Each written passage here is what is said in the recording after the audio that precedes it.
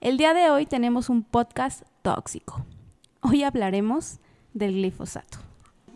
Pues para comenzar nos gustaría ponerlos un poquito en contexto sobre por qué elegimos este tema. Y todo comienza con un decreto presidencial que fue publicado el 31 de diciembre del 2020, en donde se tocaron, que abarcaba dos grandes temas. Uno era la prohibición del maíz transgénico, que fue un tema que ya tocamos en el capítulo número 1. Y el día de hoy vamos a hablar del segundo punto importante, que es la prohibición de la comercialización y uso del glifosato. Entonces, pues para comenzar yo creo que estaría bien, pues primero saber qué es eso del glifosato, ¿no? Bueno, sí, uno podría empezar diciendo qué es el glifosato desde el punto de vista químico, pero no sé qué tanto sentido haga a la audiencia, ¿no? O sea, el glifosato es algo parecido, muy parecido a un aminoácido, que es un aminoácido, es una molécula que está en el cuerpo de manera natural, pero tiene una modificación que no está en el cuerpo de manera natural. La modificación es que hay un enlace entre el carbono y el fósforo. Y estos compuestos en general reciben el nombre de organofosforados. Entonces, aunque sí tiene una parte del glifosato que es muy común en la naturaleza, la parte del aminoácido, el enlace carbono-fósforo no es común y por eso tiene un potencial como herbicida. Para entender un poquito mejor, pues el auge del glifosato y por qué es importante o por regularlo o no regularlo, pues hay que hablar un poquito sobre los herbicidas en general. En la agricultura, usualmente, se requiere mucho trabajo físico. Desde siempre ha sido así. En los tiempos modernos, ese trabajo físico se ha automatizado y se ha reducido gracias a ciertos desarrollos tecnológicos. Uno de esos desarrollos tecnológicos es la creación de herbicidas.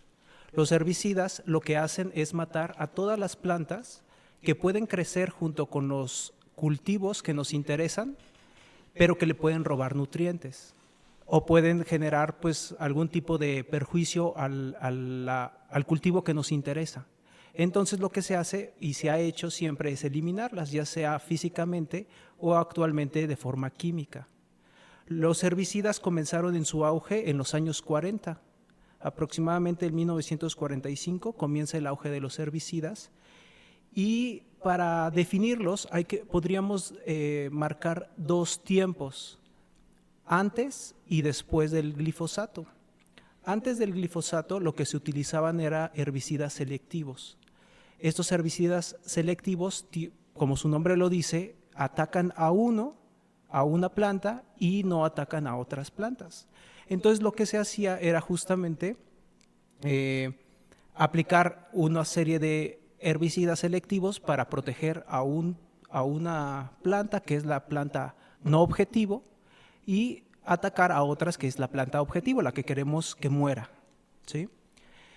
El glifosato entra en escena de forma un poco en segundo plano, que es en 1950, pero no se empieza a utilizar como herbicida hasta 1970.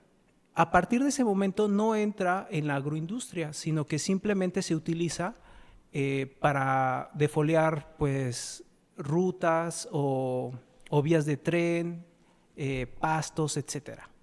El glifosato se conoce como un herbicida de amplio espectro. Esto quiere decir que mata todo lo que se le ponga enfrente lo va a matar. A diferencia de lo que se utilizaba hasta ese entonces, que eran los herbicidas selectivos.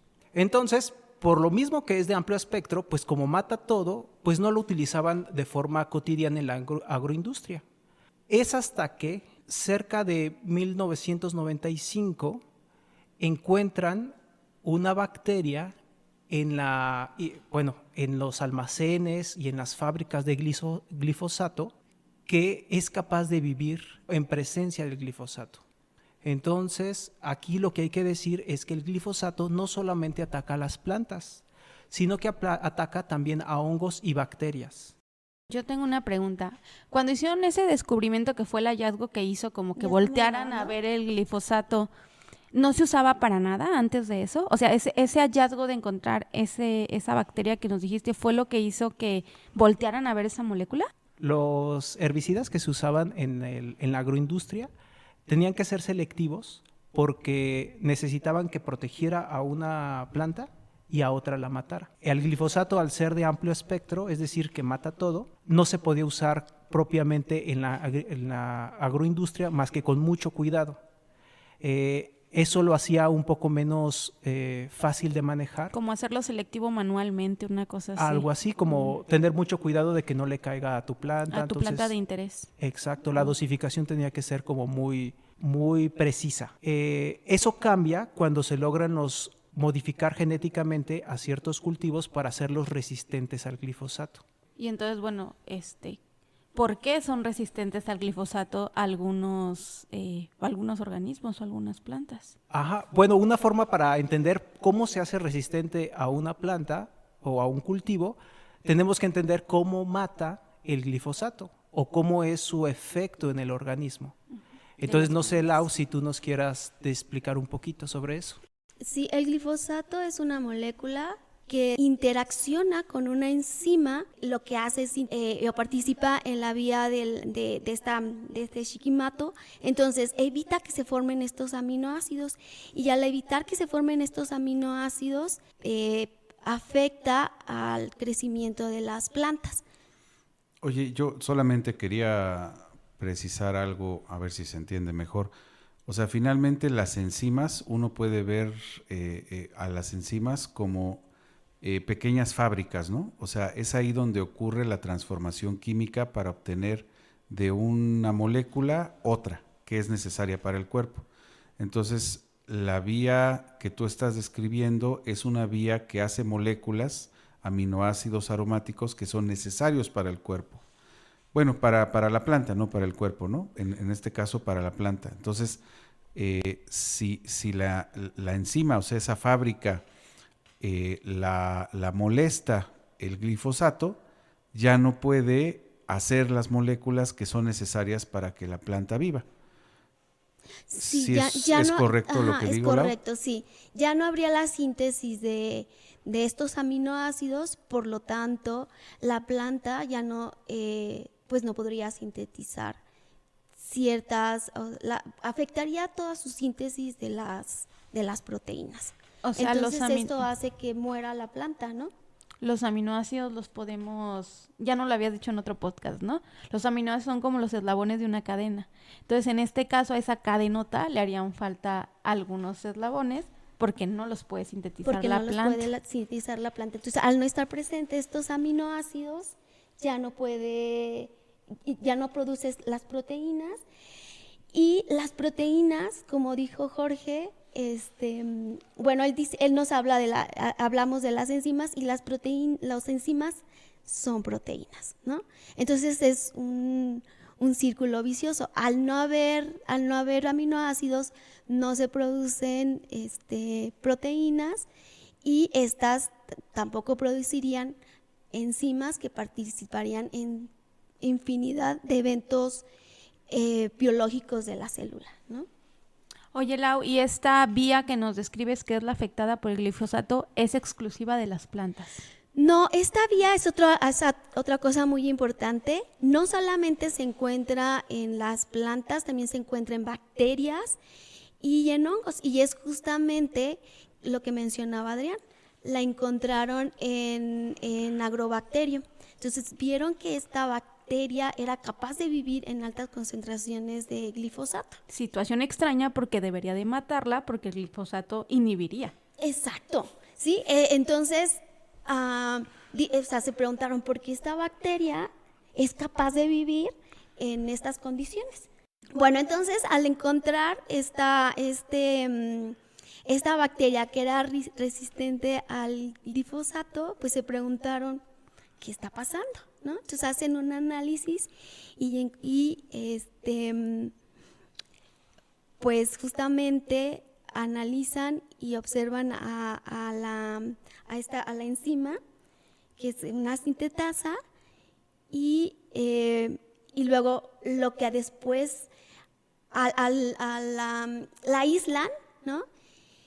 Y se sabe que las bacterias pueden, o diferentes organismos pueden transmitir la información genética de manera horizontal. ¿Qué quiere decir esto? Que pueden pasar información genética de bacterias a plantas, ¿no? Oye, Lau, entonces esta Agrobacterium, que es resistente a glifosato, tiene un gen que tiene en su ADN la información necesaria para resistir al glifosato. ¿Cómo le hacen o cómo es el procedimiento? O sea, a grandes rasgos, obviamente, no puede ser demasiado detallada, pero para trasladarle los genes de la bacteria a una planta o a otro ser vivo. Pues de ahí surge, de ahí exactamente, de ahí puedes hacer tú una planta transgénica. ¿Qué significa esto? Que un gen que se encuentra en una bacteria, y un gen que es una molécula de ADN, y ese gen lo puedes transferir de manera horizontal a otro organismo. Entonces, este gen que se traduce a una proteína, ¿sí? Y en este caso, Agrobacterium tenía el gen que codificaba, o que daba origen a una enzima, y esta enzima era la encargada de sintetizar estos aminoácidos, los aminoácidos aromáticos en estos 3 organismos, ¿no? Entonces, ¿cómo podemos transferir este gen de una bacteria a una planta? Se puede hacer a través de la ingeniería de proteínas recombinantes. Lo que hacen es aislar el gen y mediante técnicas de biología molecular lo transfieren a la planta. En este caso, generan una planta que ahora es resistente al glifosato. O sea, la inmunidad que tenía la bacteria en primer lugar, que generó ella sola de forma natural, se transfiere a una planta que nosotros queramos. Exactamente. Y en este caso surgieron las plantas genéticamente modificadas. Oye, ¿es como pensar que vacunas a la planta contra el glifosato? No lo había pensado así, Jorge, pero podría ser, ¿no? Porque le estás dando una resistencia a un tóxico, ¿no? Que le ¿Sí? va a provocar una enfermedad. Que le va a provocar una enfermedad. Y luego la Entonces, muerte. y ahora pues la planta tiene ese gen, esa proteína que es resistente, y ya va a ser, va a poder crecer en condiciones de alta concentración de glifosato. Oye, ¿y eso hubiera podido ocurrir de manera natural? O sea, de manera natural en algún momento esa bacteria en contacto con la planta hubiera podido pasarle el gen sin necesidad de que hubiese una manipulación en el laboratorio. Pues luego hay mutaciones naturales, ¿no? Sí, pero en este caso no, o sea, no es exactamente una mutación. O sea, una mutación hubiera sido si la planta por ella misma genera un cambio. Que ella solita se hubiera hecho resistente al glifosato. Que ella solita se hubiera hecho resistente al glifosato. En este caso, tienes que tienes que transportar, tienes que llevar esa información genética a la planta. Respecto a la pregunta que Jorge nos hace, que me hace, no dudo que pueda suceder, ¿no? Porque hay una transferencia horizontal entre diferentes organismos. O sea, puede ocurrir esa transferencia entre bacterias y plantas, entre plantas y hongos. Podría suceder. Podría ¿no? haber ocurrido. Podría haber ocurrido. Uh-huh. O sea, en cierto sentido, dado lo que estás diciendo, lo único que se hizo en el laboratorio fue facilitar esa transferencia. O sea, las técnicas de biología molecular lo que hacen es facilitar esa transferencia. Sí, ajá. Esa transferencia es, pues, podemos transferir lo que se nos ocurra, ¿no? Ahorita entre bacterias, plantas, incluso hasta en organismos superiores, ¿no? Bueno, tengo la idea, Ratoncitos.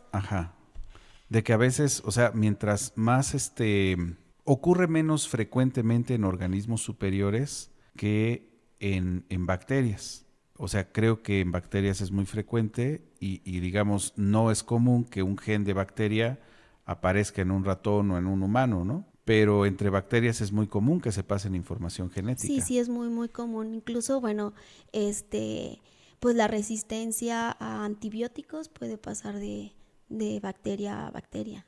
Ya. Sí, es muy, muy común. Entonces, perdón, Adrián, lo único que está, o sea, lo que hace en particular la empresa, que creo que es Monsanto, ¿no? La que originalmente desarrolló esto, es, pues vio una oportunidad de negocio, ¿no? O sea, dijo, si yo puedo crear una planta que sea resistente al glifosato y esa planta tiene un interés comercial, pues yo puedo hacer un herbicida, ¿cómo le llamaste hace rato, Adrián? ¿Un herbicida diferenciado? Sí, Selectivo, ¿no? Selectivo, un herbicida selectivo. Y eso fue lo que hizo Monsanto. exactamente. De hecho, y eso fue lo que pasó. Gracias a este descubrimiento de bacterias, de cultivos ya específicos resistentes al glifosato, el glifosato puede pasar y dejar de ser un herbicida de amplio espectro a ser, sigue siendo un herbicida de amplio espectro, es decir, mata todo, excepto esos cultivos que fueron modificados para ser resistentes. Uh-huh.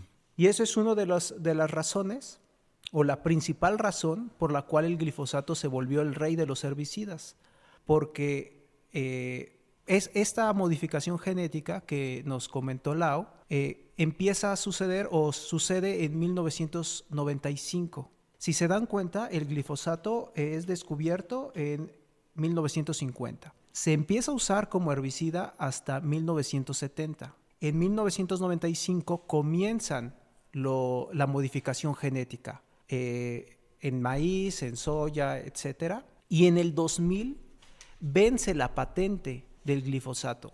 Es decir, a partir del 2000, cualquier persona con su empresa podía generar glifosato y comercializarlo. Esta liberación de la patente del glifosato, sumado al gran auge de estos organismos genéticamente modificados para resistir el glifosato, generan el boom de glifosato hasta hoy en día. El glifosato no ha parado de ser usado en la mayoría de los países y si bien ha traído sospechas o evidencia de daños medioambientales, también ha traído grandes beneficios a nivel agroindustrial.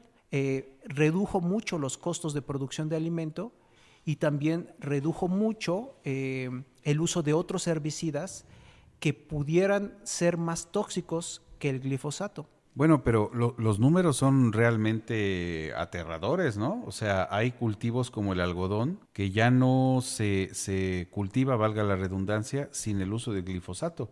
O sea, todo el algodón ya es genéticamente modificado. Pero bueno, la gran controversia para nosotros aquí en México es la cuestión del maíz, ¿no? Tengo el dato, por ejemplo, de que para el 2012 el 80% del maíz en Estados Unidos era maíz genéticamente modificado, el 80% del algodón y el 90% de la soya. Y hay otros dos cultivos que no recuerdo, pero Adrián tiene el dato que me parece es...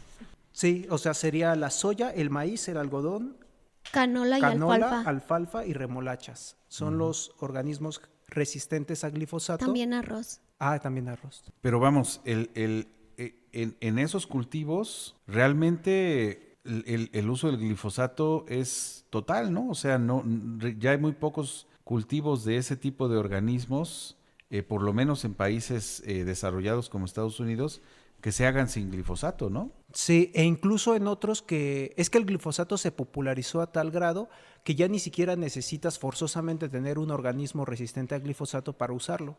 Es decir, las técnicas también de cómo se esparce el glifosato han mejorado. Entonces, sí se creó una agroindustria muy dependiente de lo que es el glifosato. En México también ha sido la situación un poco compleja en el sentido de que, bueno, a partir de 1980, que es cuando México empieza a abrir sus puertas a la economía y pues abrir sus puertas a la economía exterior, cuando empieza a haber algunos cambios en la agricultura mexicana. Por ejemplo, el maíz es una base de nuestra alimentación y se había cultivado por mucho tiempo. Pero cuando México decide abrir sus puertas al exterior, pues otros países no tenían esa demanda de maíz o era compensada por el maíz genéticamente modificado que tiene altas producciones. Por ejemplo, Estados Unidos produce muchísimo maíz, igual que Argentina. Y ellos no lo producen pues por cultura, simplemente lo producen porque es una materia prima para muchos alimentos industrializados. El maíz que tiene México principalmente lo utiliza pues para alimentos que también son ricos culturalmente, como la tortilla, un pozole, etc. Entonces, cuando México decide abrir sus puertas, es poco competitivo en cuanto al maíz, comparado con los organismos, con la industria de alimentos, bueno, de cultivos genéticamente modificados. Y lo que empieza a haber es una transición. Están pasando muchas cosas en México en ese momento. La apertura de la economía empieza a generar cierta industrialización que favorece la migración de campo a la ciudad. Esa migración de campo a la ciudad empieza a generar problemas. Uno, de que la gente ya no está trabajando en el campo y que se está industrializando prácticamente. También se está migrando hacia la exportación. Ya no se está mirando solamente al cultivo para el autoconsumo, sino queremos exportar. Y empiezan a automatizarse y a generarse las grandes empresas agroindustriales que ya no quieren tanto al maíz o lo producen relativamente, bueno, en general desde 1985 hasta nuestros días la producción de maíz ha estado estancada, ha crecido poco. Y lo que ha crecido mucho son las frutas de alto valor agregado, como puede ser el mango, el plátano, la papaya, la lima, el limón, o sea, el aguacate. O sea, todos esos frutos tienen mucho valor en el extranjero y se opta por exportarlos. La agroindustria, cuando México empieza a abrir sus puertas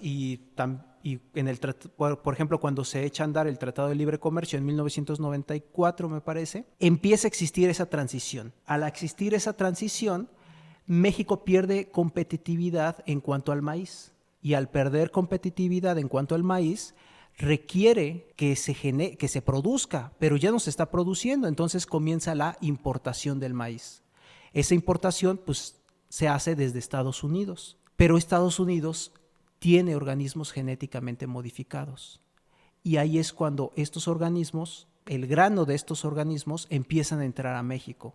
Formalmente, México no tiene aprobado ningún organismo genéticamente modificado en cuanto al maíz, en cuanto a nada que resista al glifosato, ¿sí? El único permitido, la única excepción vendría siendo el algodón, que es un organismo que ya no se encuentra de forma natural, es solo modificado el que existe.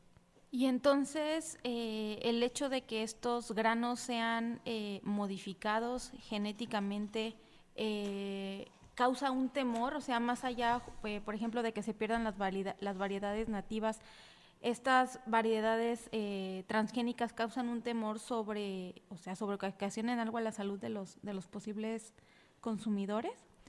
¿O de dónde de dónde surge la necesidad de hacer un decreto para prohibir justamente el uso de glifosato? Y a lo mejor aquí cae muy bien el poder discutir esta controversia que existe entre la EPA y la Agencia Internacional para la Investigación sobre el Cáncer, ¿no? Los organismos genéticamente modificados han sido acusados principalmente por Greenpeace de ser dañinos. dañinos en muchos aspectos. Uno de ellos es el cáncer.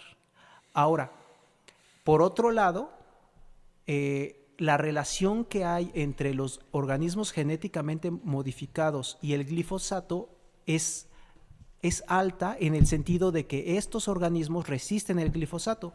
Por lo tanto, incentivar el uso de organismos genéticamente modificados va a traer la consecuencia de que se va a usar más glifosato, aunque ya se usa mucho.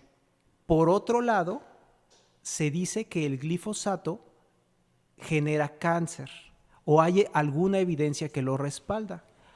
Para esto hay que entrar a las dos grandes instituciones que están como a la cabeza de esa controversia.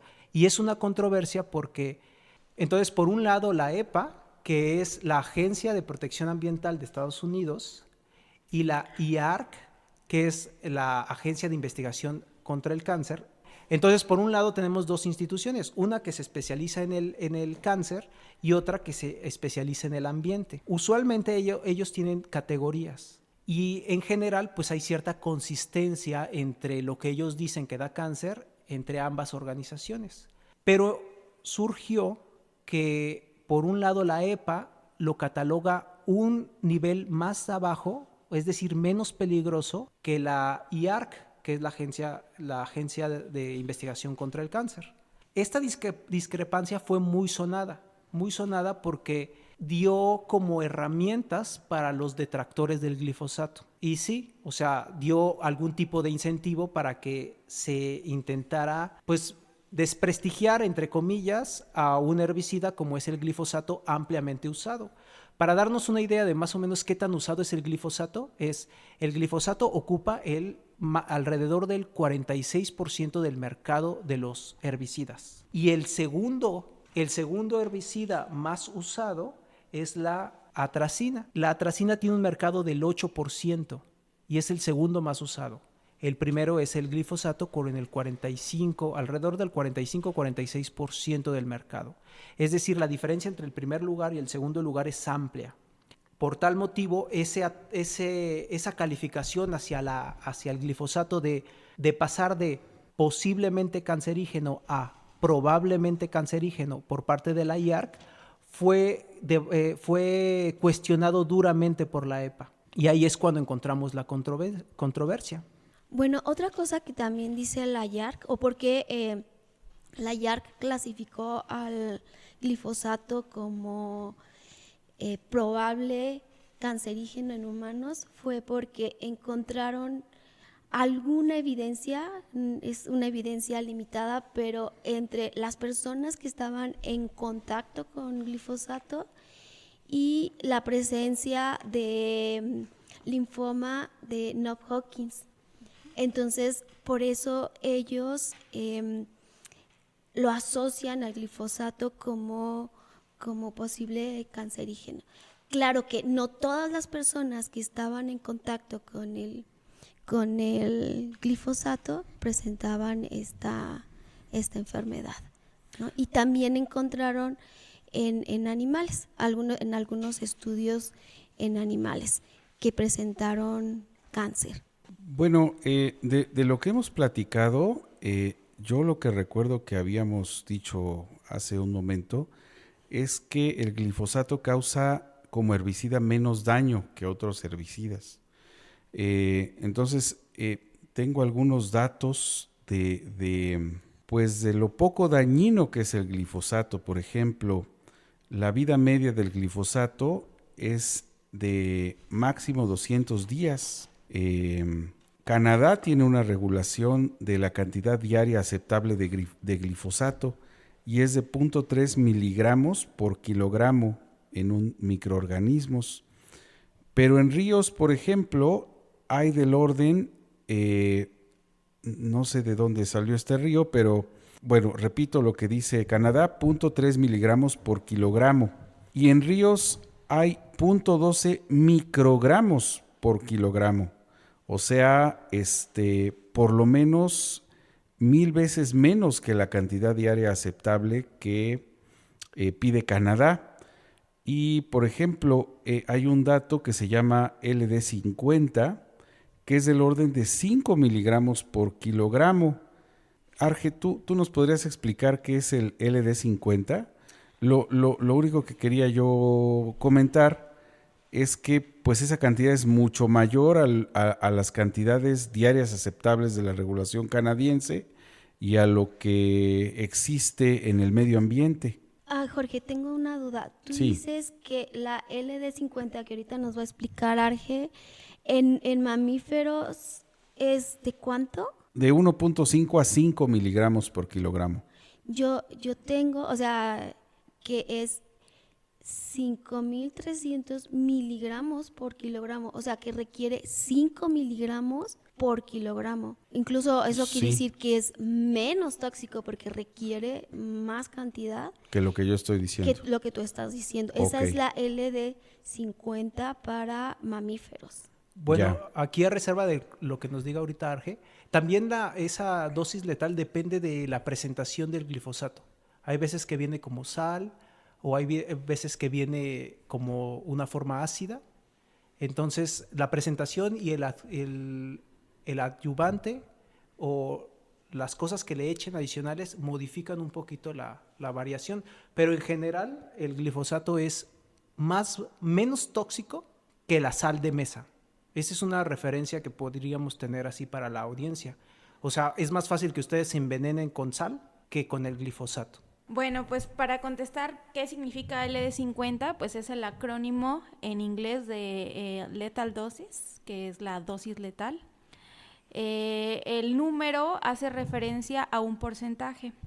Entonces, imagínense que ustedes tienen un grupo de individuos a los que van a exponer a una dosis determinada de un compuesto, de una sustancia, en este caso glifosato, y entonces ustedes tienen un grupo. Ese número total de sujetos de experimentación que componen el grupo, pueden ser animales, pueden personas, puede ser lo que sea, constituyen el 100%. Cuando ustedes los exponen a una determinada dosis, por ejemplo, en este caso, que eran 5 miligramos por kilogramo. Sí, 5 miligramos por kilogramo. De esa población, el 50% se va a morir. A eso se refiere ese dato de dosis letal 50, ¿no? O LD50. En referencia a lo que decía Adrián, es muy importante, ¿no? Lo que nos dijo, que muchas veces la molécula tal cual de glifosato solita es segura. Sin embargo, esta pues no se aplica muchas veces sola. Se acompaña de otras moléculas que, como dijo Adrián, le llaman adyuvantes, que muchas veces son, se me fue el nombre. Surfactantes.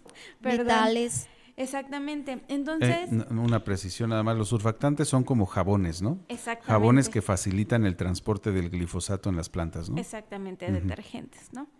Entonces, muchas veces la interacción entre el glifosato y estos adyuvantes o estos surfactantes, lo que ocasiona es un fenómeno que se llama sinergia. El fenómeno sinergia es que lo van a hacer justamente solitos, a lo mejor los dos por un lado son seguros, pero juntándolos van a causar, en este caso evaluando una cuestión de citotoxicidad, pues los van a hacer más tóxicos, ¿no? Incluso hay algunos estudios que a lo que le atribuyen justamente este potencial de ser cancerígeno o de causar algún daño a la salud es a los adyuvantes, o en algunos casos a las moléculas que resultan después del rompimiento del glifosato. O sea, ya no al glifosato, sino a las nuevas moléculas que se forman al romper justamente esa molécula. Bueno, entonces en general lo que yo podría decir es que el glifosato es poco tóxico. O sea,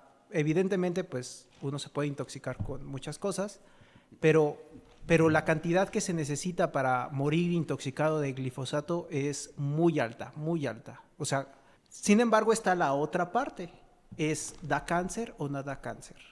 En esta controversia que, en mi opinión, muy personal, es una discusión un poco falsa entre la IARC y la EPA. Porque si nosotros analizamos los grupos que tiene la IARC, vamos a ver que tiene 3 grupos. El grupo 3 es no clasificable como cancerígeno en humanos. El grupo 2B es posiblemente cancerígeno en humanos.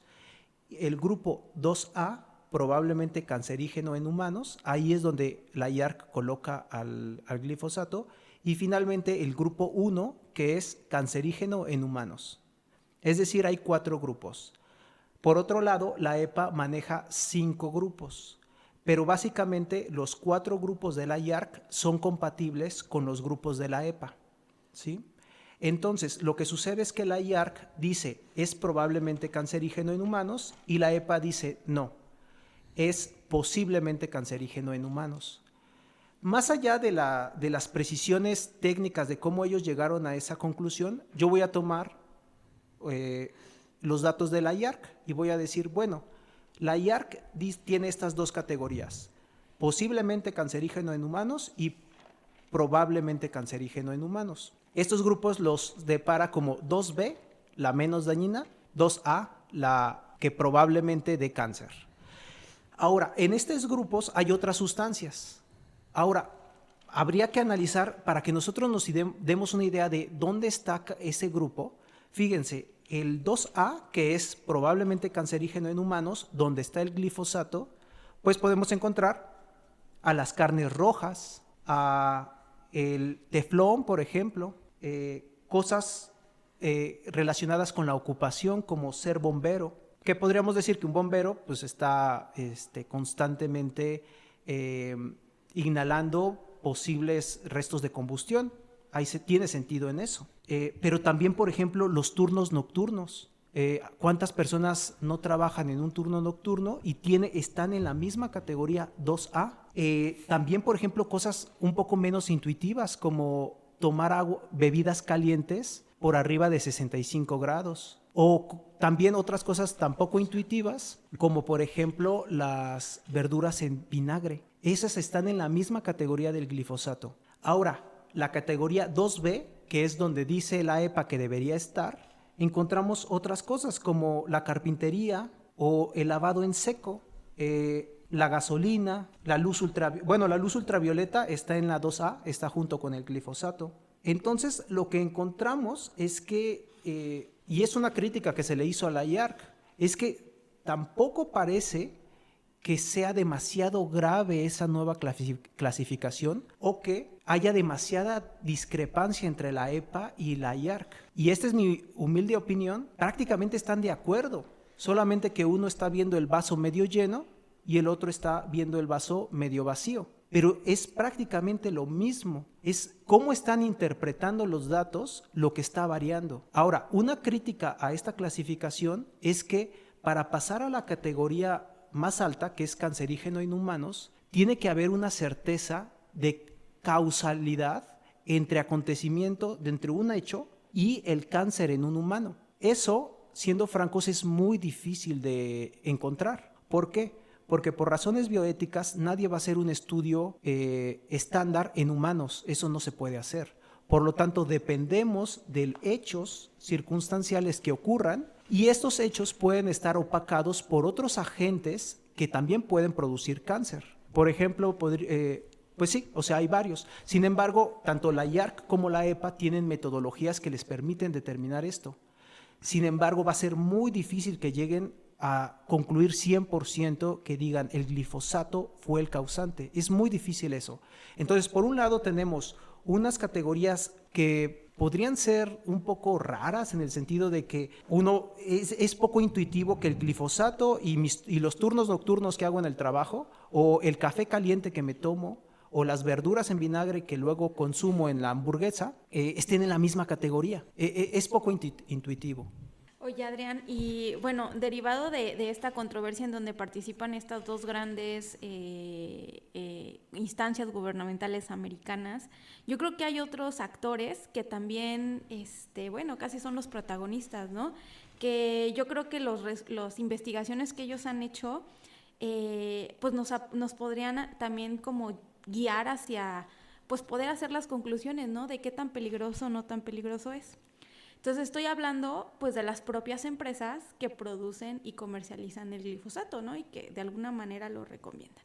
O sea, no solamente la IARC y no solamente la EPA ha hecho sus estudios para decir si es o no tiene potencial cancerígeno. Monsanto, o en este caso Bayer, porque Bayer ya compró a Monsanto desde hace algunos años, ha hecho sus propios estudios. Y ellos pues han concluido y sostienen que el glifosato es si un humano se expone a glifosato, es seguro. Es decir, no les va a causar ningún daño y pues mucho menos ellos van a sostener que causa cáncer, ¿no? Sin embargo, hay otros hallazgos, pues que si uno es crítico, pues puedes pensar que pues es extraño, ¿no? Por ejemplo, Bayer es una empresa alemana. Resulta que el uso de glifosato sí está prohibido en Alemania, que es la sede de Bayer, ¿no? ¿Por qué? ¿No? Uno podría preguntarse y las respuestas pues podrían pues abundar, ¿no? Y por ahí hay otro dato en donde en un cultivo, en donde se cultivó justamente trigo transgénico, en Europa y Estados Unidos, demandaron a Bayer justamente porque hubo personas que se enfermaron, ¿no? Y en ese caso Monsanto, bueno, en ese caso creo que todavía era Monsanto, estuvo dispuesto a pagar las multas que estas personas demandaban, y eran multas altísimas, por arriba de los 11,000 millones de dólares, ¿no? Entonces ellos pagaron. ¿Por qué tendrían que pagar si dicen que su molécula es segura para humanos, ¿no? Entonces ellos pagaron, pero pagaron con la condición de que se mantuviera la postura que ellos tienen de que ese herbicida no es capaz de provocar cáncer, ¿no? Sin embargo, pues ahí como digamos que en el uso y estas acciones pues hay controversias que te dicen que probablemente pues sí podría causar algún daño, ¿no? Y reitero lo que dijo Adrián, ¿no? No es lo mismo poder evaluar el daño que puede causar una molécula aislada, en donde puedes de alguna manera, como voy a ponerlo así, purificar, ¿no?, el ambiente al que va a estar expuesto y solo lo vas a exponer a eso, que en este caso, ¿no? En este caso, pues muchas de las personas que probablemente han desarrollado cáncer por estar en contacto sobre todo con su actividad económica, ¿no? Agricultores o personas que cultivan o todas estas personas y que han desarrollado cáncer, digamos que no solo están expuestas a glifosato, están expuestas al rayo del sol, que también se ha demostrado que es cancerígeno, a los contaminantes, en fin, ¿no? A un montón de cosas, ¿no? A otros herbicidas, a plaguicidas. A otros herbicidas, sin embargo, bueno, como hace rato dijeron, hay quien sostiene que si comparamos el glifosato con otros herbicidas como los organofosforados, el glifosato es más seguro que esos, ¿no? Entonces, pues algo así como que, bueno, pues es el menos peor, ¿no? Pero no por ser el menos peor, pues no causa daño, ¿no? Sí, una crítica que se les puede hacer es que en general la versión oficial sobre el glifosato es que es muy seguro, de los más seguros. Esa es la versión oficial. Yo, haciendo la investigación para el podcast, encontré que sí hay como algo que no mencionan la mayoría de los estudios oficiales, que es que siempre se evalúa al glifosato como una molécula sola, una molécula discreta, o en el peor de los casos en combinación con su adyuvante. Pero todas las pruebas van, por ejemplo, a la dosis letal media o a su toxicidad, etc. Pero las investigaciones que argumentan a favor de ciertos daños a la salud sobre el glifosato no toman esa perspectiva. No entienden al glifosato como una molécula extraña que está presente porque se le suministró a la agroindustria, sino ellos entienden al glifosato que participa de un todo. Y cuando ya lo están entendiendo en un sistema un poco más global y ecológico, sí empiezan a encontrar algunas correlaciones que podrían ser sugerentes. Por ejemplo, el glifosato que llega a ingerirse por cualquier vía, y es frecuente que en las pruebas de análisis de glifosato en la orina que se les hace a las personas que están expuestas, encuentren glifosato en la orina.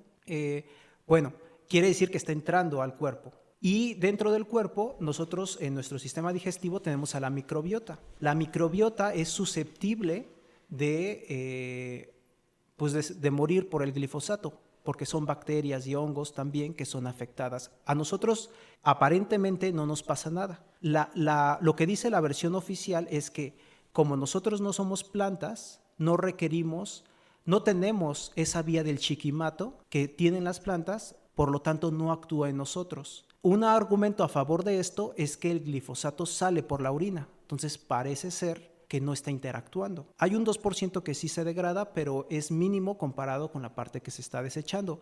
Sin embargo, hay estudios que han encontrado que a nosotros no nos hace daño, pero a nuestra microbiota sí. En nuestra microbiota puede generar desbalances entre algunos organismos que tienden a generar resistencia al glifosato más rápido que otros. Ese desbalance en la gran cantidad de microorganismos que tenemos en nuestro sistema digestivo están asociados con ciertos problemas de salud, como podría ser cosas que uno no podría imaginar de forma pues lógica, ¿no? Por ejemplo, desbalances en la microbiota está relacionado con el asma, con el Alzheimer, con el autismo. Y sí hay mecanismos por los cuales se podría, obviamente esto todavía no está masificado en artículos, o sea, no lo vamos a encontrar en que sea contundente la información que están brindando, pero sí hay indicios de que un análisis un poco más holístico en cómo trabaja el glifosato en un sistema ya no solamente individuo, molécula, sino en un sistema ecológico, pueden generar desbalances que sean perniciosos a futuro. Pero, a ver, escuchándote me surgió un poco la sensación de que se está buscando lo que se podría llamar un producto milagro, ¿no? O sea, ahora el glifosato pues es el malo de la película y entonces pues no nada más produce cáncer, no muy seguramente, pero también produce Alzheimer y mata la microbiota y híjole, todo eso hace una sola molécula y una molécula que, concuerdo contigo, o sea, es un dato duro decir que yo le pongo al roedor una cantidad de glifosato y veo cuántos se mueren, pero siendo una molécula en donde los datos duros es muy segura, ahora parece que logra causar un sinfín de enfermedades cuando uno lo ve como un todo. O sea, no digo que no sea posible, pero me surge una pregunta sencilla. El glifosato pues no es un producto natural, o sea, se sintetizó en un laboratorio. ¿Y cuántos productos sintetizados en un laboratorio en pequeñas cantidades no tienen interacción con nosotros? Pues hay muchos. No sé, todos los polímeros, los plastificantes, por ejemplo, las cosas que tienen olor, los saborizantes de las papitas. Hay un montón de productos de ese estilo y si hacemos esos mismos estudios sobre la microbiota y los desbalances, ¿no encontramos cosas similares a las que produce el glifosato? Y entonces, ¿realmente prohibirlo produce una diferencia en la vida moderna? Digo, podríamos prohibir todo ese tipo de productos y posiblemente tenga sentido tal vez no prohibirlos como primer paso, sino estar consciente de que esos productos existen y pueden causar desbalances como los que platicas. Pero no me queda muy claro que el modo de vida moderno sea compatible con la prohibición de todo eso, incluido el glifosato. Sí, o sea, en lo particular yo no considero que la prohibición prohibir el glifosato sea la mejor alternativa. Lo que sí creo es que prohibir el glifosato es una de las alternativas que existen. No creo que sea la mejor. Y sí, efectivamente, o sea, cualquier sustancia que uno busque, no sé, los microplásticos o cualquiera que se nos ocurra. Si hacemos un análisis exhaustivo, vamos a encontrar un daño medioambiental, así como podemos encontrar un daño ambiental al construir una casa. O sea, la actividad humana siempre va a generar un daño al ambiente. Lo que sí creo que omiten las investigaciones oficiales es que reducen su investigación únicamente a una molécula discreta y obvian o ignoran, yo no sé si deliberadamente, los efectos que pudiera tener el glifosato como cualquier otra molécula sintética en un entorno ecológico. Es que efectivamente hay una ausencia de esa información en las versiones oficiales.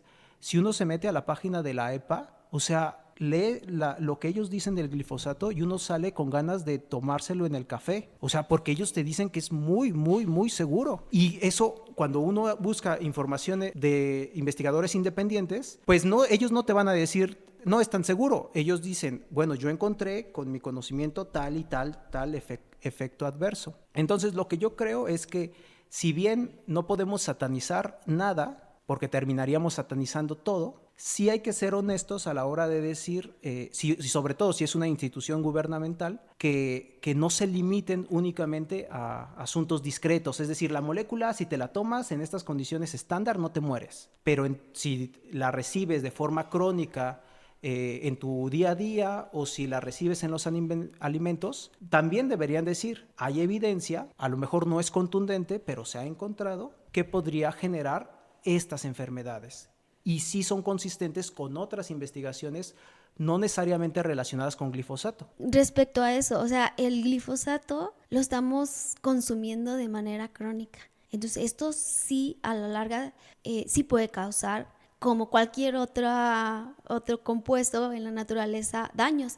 Y tú mencionaste algo que es respecto a Adrián, mencionaste que hay estudios independientes, ¿no? Dices que hay, y con respecto a eso yo estuve buscando y sí hay muchos estudios donde toman el glifosato puro, tal cual, sin adyuvantes, y encuentran, y claro, son estudios in vitro, y encuentran que el glifosato puede inducir proliferación celular. Y esto está relacionado, digo, si tienes un cáncer es una enfermedad donde no hay un control en el crecimiento, en la proliferación de las células. Entonces encuentran que las células, diferentes líneas celulares de cáncer, estas siguen proliferando. Entonces también por ahí podemos decir, ok, sí, pues a lo mejor sí ocasiona cáncer, pero sí es importante mencionar que esto es in vitro y en un ambiente controlado. Además también pues se ha encontrado que ocasiona daño al DNA. En animales he encontrado que ocasiona aberraciones cromosomales, neurotoxicidad, genotoxicidad. ¿Qué quiere decir genotoxicidad? Que afecta el DNA, anormalidades congénitas, como dice, en ratones, ¿no? Como dice Jorge, pues ya lo estamos satanizando completamente y aquí estamos haciendo un estudio controlado. Se están usando a lo mejor altas concentraciones que pueden encontrar todas estas afectaciones en un organismo. También hacen estudios ya con glifosato, pero con adyuvantes, y igual encuentran daños en el DNA. Incluso hay un estudio interesante donde encuentran que afecta la movilidad de los espermatozoides. No afecta el DNA, pero sí afecta la movilidad de los espermatozoides. Entonces también nos está diciendo que puede causar infertilidad, ¿no? O que puede usarse como método de control para que no nazcan niños, ¿no? Pues sí, un nuevo método anticonceptivo. Un nuevo método, pues sí. Podría ser el método anticonceptivo. Ya tenemos la marca, ¿no? Exacto. Pero bueno, yo aquí tengo otra pregunta, como bajándolo un poquito a la cuestión del problema en México, ¿no? Que básicamente está relacionado glifosato con maíz transgénico. Entonces, este maíz transgénico ¿es variedad, o sea, es maíz amarillo que se utiliza para consumo en animales o es maíz blanco que se utiliza para, pues, fabricar todos los productos a base de maíz que consumimos? ¿Alguien tiene el dato por ahí? En general, en cuanto al glifosato, no está permitido oficialmente, ¿no? O sea, una cosa es lo que pasa en la realidad y otra cosa es lo que dicen las leyes, ¿no? Entonces, para cultivar un maíz resistente a glifosato se necesita un permiso. El único cultivo que tiene ese permiso es el del algodón. El único que se puede sembrar aquí de forma comercial que sea resistente al glifosato. Sin embargo, ya en la práctica, como hemos visto, entra mucho grano de otros cultivos, principalmente maíz.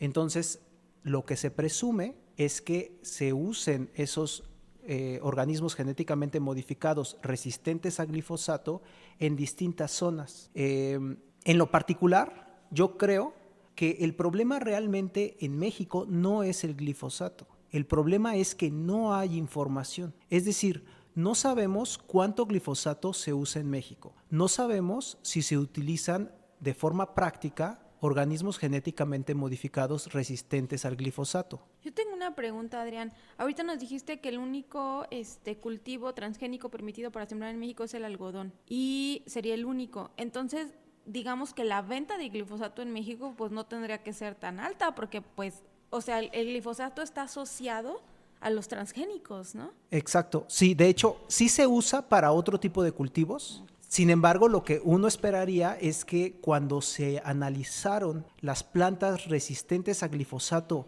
que generaron esa resistencia de forma natural, estuvieran muy acotadas hacia el algodón, pero no. Se encontraron, por ejemplo, hay muchas investigaciones que hablan de plantas resistentes a glifosato, pero particularmente en la Universidad de Chapingo, ellos encontraron, si mal no recuerdo, 5 o 6 bien estudiadas, y todas refiriéndose a frutas, como les contaba hace rato, durante el proceso de apertura económica de México, los cultivos pasaron de granos a frutos de alto valor agregado. Entonces eso generó que se incentivara mucho en esa zona y es la que se ha investigado más, pero se ha investigado muy poco sobre el maíz. Se han encontrado, por ejemplo, en el 2017, a un grupo de agricultores mayas encontraron 23 hectáreas de plantas resistentes al glifosato en Campeche. A partir de ahí, echó para atrás la idea de meter a México soya resistente al glifosato. O sea, a partir de ese descubrimiento de unos agricultores mayas. También se han encontrado, por ejemplo, aquí la verdad no me fue muy claro entender cómo es la ley, pero se habla, por ejemplo, de un maíz transgénico resistente no a glifosato, sino a Lepidoptera, ¿sí? Que es como una tipo palomilla o mariposa. Y este maíz transgénico tiene la modificación en el gen CRY9C, ¿sí? Es un gen que fue el que se le metió a ese maíz. Ese gen se ha encontrado en otros cultivos de maíz, ahora sí que no modificados, tradicionales. Es decir, hubo una migración de ese gen modificado a otros. Pero nuevamente, la información no es contundente, no es clara ni extendida por todo el territorio nacional. En México tenemos dos zonas muy diferentes una de otra. La zona norte, agroindustrial, y la zona sureste, que es más de autoconsumo.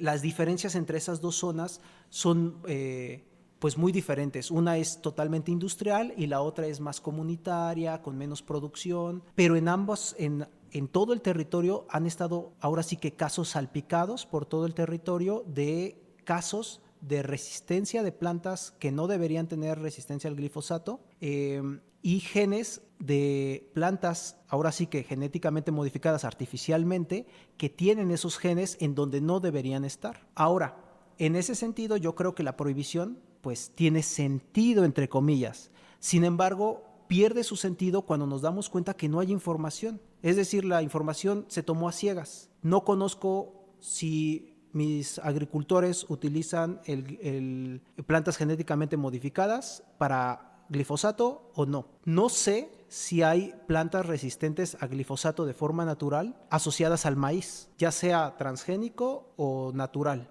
Es decir, no tengo información en absoluto. Una crítica que también he encontrado recurrente es que si ya no me dejas usar el glifosato, ¿qué voy a utilizar? En todos los países donde se prohibió el glifosato o hubo una restricción al glifosato, todas presentaron dos cosas. Una es menor producción y otra, un aumento en sus precios.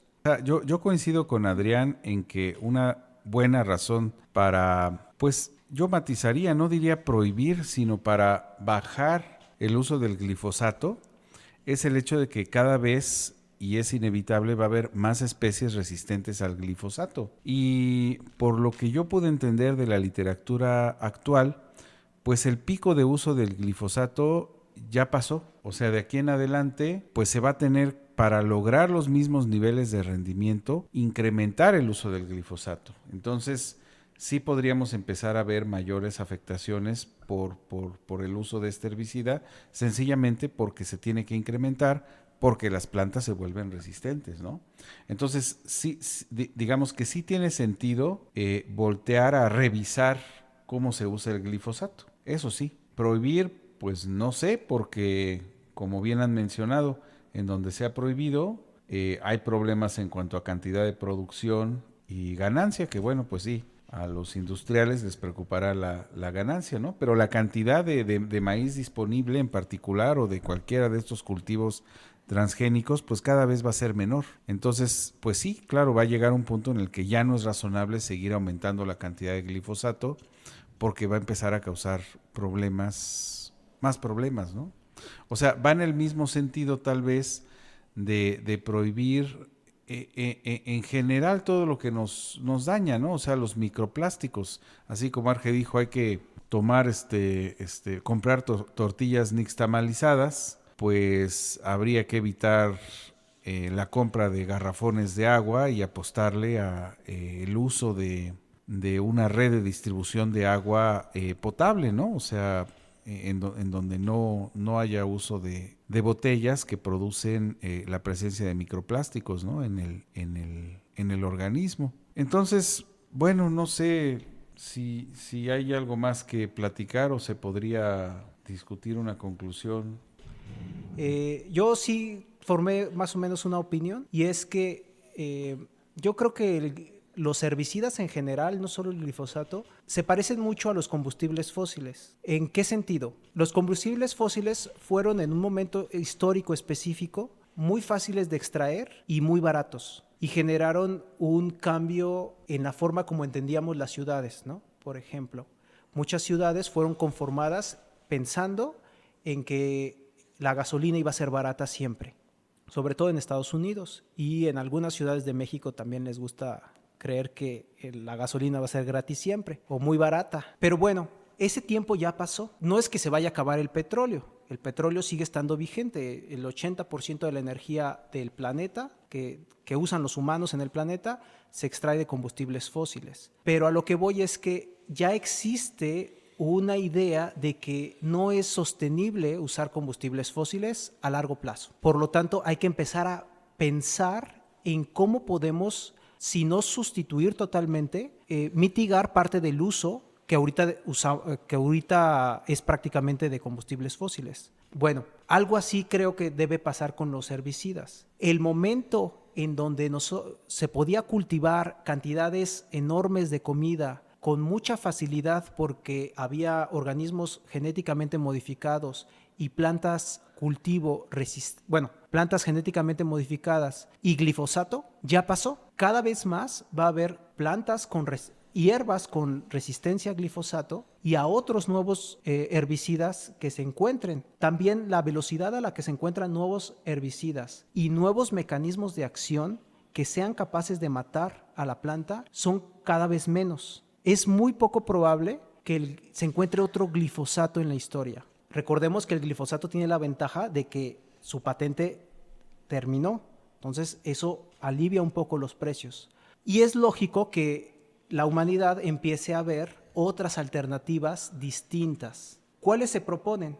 Bueno, la que yo veo más viable es la que propone CONACYT, que son bioherbicidas. Estos bioherbicidas ya no son sintéticos, sino es una combinación de una serie de organismos que cuando se cultivan en conjunto permiten a la planta objetivo crecer adecuadamente. Pero nuevamente, esto no va a igualar las producciones que tienen actualmente con el glifosato. O sea, no se va a igualar esa facilidad. Vamos a tener que mediar entre glifosato, es decir, herbicidas, plantas genéticamente modificadas, nuevas formas de herbicida como los bioherbicidas, e incluso tener que recurrir a mecanismos o artefactos mecánicos. Por ejemplo, se popularizó en algunos videos en internet que es una máquina que va pasando entre los campos de cultivo con unas cámaras y con inteligencia artificial y un láser van quemando a las plantitas y a los insectos que no deseados. Eso se ve muy novedoso y como que decimos, eso va a sustituir al glifosato, pero la verdad es que no, porque esa máquina se tiene que comprar. Y como va la tendencia del mercado es que eso ya no va a ser solo un producto, sino un servicio, porque se le va a tener que estar dando mantenimiento y todo eso. Entonces es otro negocio que se va a tener que mantener.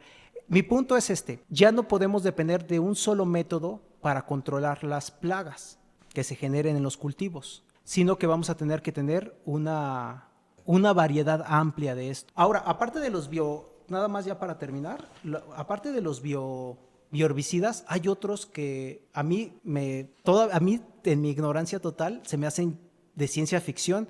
No sé qué tan cerca estemos de eso o no. Uno de ellos es la interferencia de RNA, que es capaz de silenciar los genes que expresan la resistencia al glifosato.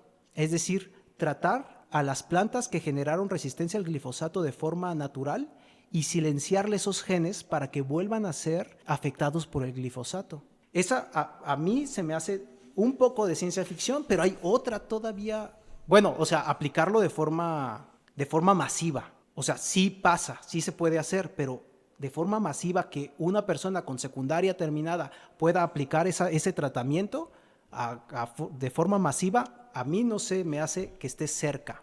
Uh-huh. Pero por otro lado está también la ingeniería genética, que esta todavía se me hace más lejos, ¿no? A lo mejor es posible, pero se me hace todavía más lejos, que es modificar plantas cuyo fuente de carbono o fuente de fósforo o fuente de nitrógeno sea una que no se utilice en ninguna otra planta. Un ejemplo de ello es que quieren que la planta tenga una fuente de fósforo que ya no sean fosfatos, sino fosfitos. Es decir, que en vez de ser PO4 con carga 3-, sea PO3 con carga 3-. O sea, a mí se me hace eso muy difícil de hacer con la tecnología actual. Pero ya se empieza a visualizar posibles soluciones que, en mi opinión, van a tener el mismo problema que las energías renovables. Se va a poder hacer, pero no se va a poder intensificar solo esa, sino que se va a tener que usar una combinación. Bueno, yo creo que no hay duda de la preocupación que hay sobre los efectos o el impacto del glifosato en varios sectores de la población, ¿no? En la salud, ¿no? Algunos datos pues nos dicen que está afectando la salud, pero por otro lado, ya lo mencionó Adrián, el glifosato ha permitido producción de alimentos, y esto ha permitido que alimente a millones y millones de personas, ¿no? Entonces, como lo mencioné, yo creo que esta área de la agricultura es una área de oportunidad para México, para los investigadores de México. Y por otro lado, también creo importante ese reemplazo o sustitución del glifosato que sea gradual y no de manera tajante, porque esto va a traer problemas como lo mencionó Adrián, en cuestiones pues sociales, en el sentido de que la alimentación va a bajar y va a afectar a la población en México, y también pues el uso de tanto glifosato por otro lado pues puede traer consecuencias en la biodiversidad, ¿no? Entonces hay que irlo reemplazando poco a poco, usando a lo mejor controles biológicos, generando nuevos herbicidas, ¿no? Que no generen resistencia en algunas plantas.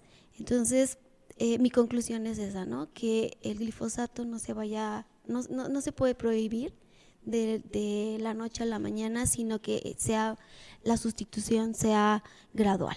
Pues yo mi conclusión la haría en 2 puntos y una propuesta. La primera sería, si hay indicios, ¿no?, de estar en contacto con el glifosato o el consumirlo de alguna manera, puede tener afectaciones a la salud. Yo creo que esa información no hay que desecharla, sí hay que tomarla en cuenta.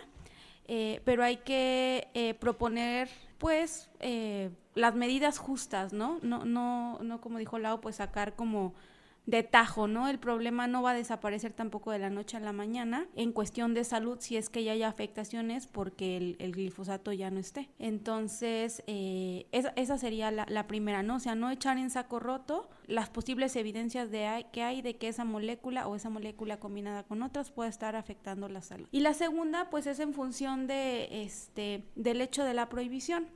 No, justamente yo lo pensaba desde el punto de vista en que muy probablemente si prohíben, ¿no?, el glifosato y tienen que utilizar otros herbicidas, pues se va a encarecer en este caso, pues poniéndolo así, con lo que es el decreto, pues se va a encarecer el maíz, ¿no?